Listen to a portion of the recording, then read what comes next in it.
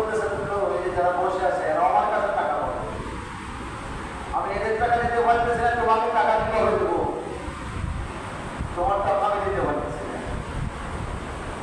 যারা টাকা বসে আছে এরাও টাকা পাবে, এখন তুমিও পাবা, বসে থাকবে, এটা কোনো ব্যবস্থা নেই।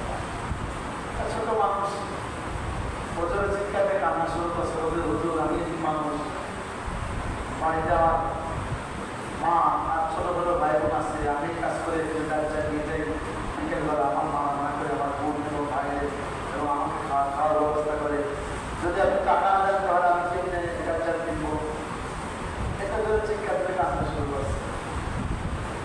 এমন অবস্থায় ঘরটার মধ্যে রক্ত ঢোকা মারছে, বলে হুজুর আসতে পারি, তাহলে আসতে ভিতরে একটা টাকা তুলে আপনি দিয়ে বলতে হুজুর এই টাকাটা সম্পূর্ণ আপনার, আপনি এটা ব্যবহার করতে পারেন।